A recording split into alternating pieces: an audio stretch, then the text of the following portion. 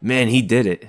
Robbie Lawler just pulled off the fastest knockout of his entire career for his retirement fight. The last fight of his legendary long career, and he did it the same way he started. Banged it out, traded shots, a ruthless finish, and put out the dangerous Niko Price out cold. And he looked good, man. Robbie looked not like a 41-year-old. The guy was moving quick, smooth footwork in and out. He was evading the leg kicks, stepping in and out of the punches and landing his own counters. I love that one exchange where he stepped in far on the outside foot against the opposite stance fighter, but he is outranged, so it was kind of risky to do this from so far out, but Robbie always has that stutter step. So many fighters miss it when they face him. He likes to take these very small increments in his steps that's hard to actually detect. And off of that, he was able to step on the outside from that range and throw down the left straight. Niko Price slightly gets touched by it, but pulls back and tries to get his head on the outside of it. And he threw hard into this right straight, trying to counter Robbie Lawler on the outside of his own lead foot. But look what Robbie does. It's all movement. He hopped back and put all of his weight on his back foot. Notice how his right foot is off the mat. His entire weight is on that back foot, and with that, he's able to lean to his own left and duck under the punch as he settles his right foot on the mat, placing for his power into that left straight that almost catches Niko Price, and then tries to follow that up with a right hook around the guard that touches Niko Price. The movement from Robbie was effective, something you don't see from a lot of 41-year-olds with as much fights as Robbie Lawler has. And here's where Robbie trapped him. Robbie again steps on the outside foot as Niko Price advances as well, and Robbie shows his left hand. He's doing it again, trying to line up that left straight, and Niko Price tries to duck under it. That's why his head is lowering, and Robbie predicts that perfectly, goes in for the uppercut to intercept that duck, and glances off Niko Price. That seemed to have rocked Price a little bit, and Robbie was able to put together the same kind of onslaught of punches in the clinch off of his right single collar tie that he did against Donald Cerrone.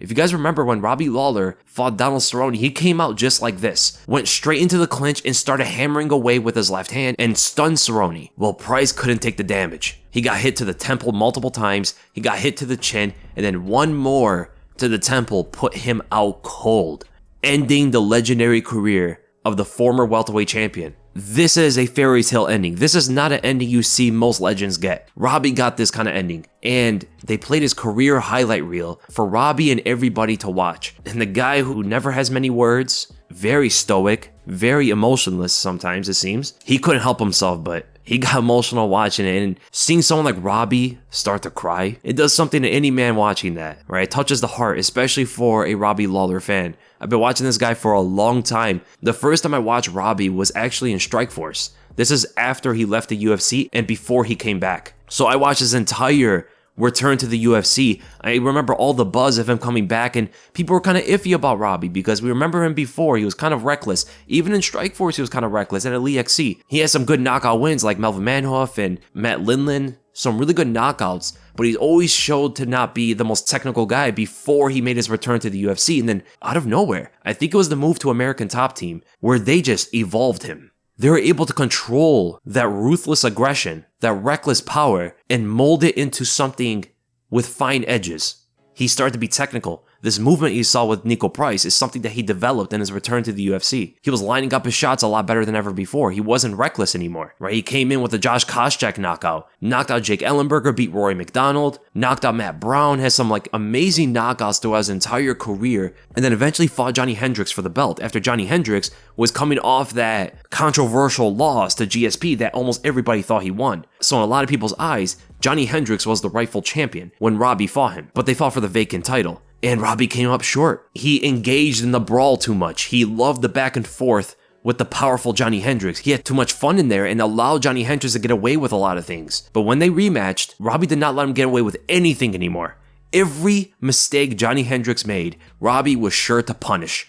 And that made the difference of the fight. It began in the first round when he came out swinging to the end of the fifth round where Johnny Hendricks was stuck under Robbie going for the takedown and he was getting hammered the whole time. Never let him up and eventually won a very close decision win against the champion. And then began one of the most exciting championship runs in UFC history still to this day. Robbie's win against Johnny Hendricks. Robbie's defense against Rory McDonald, one of the greatest fights of all time, historically known for all MMA fans. Then he goes into the Carlos Condit fight, another all-time great fight. Robbie Lawler goes down as one of the greatest welterweights of all time. When you think of a fan favorite that all the fans and even fighters love to watch, he is one of the first names to come up.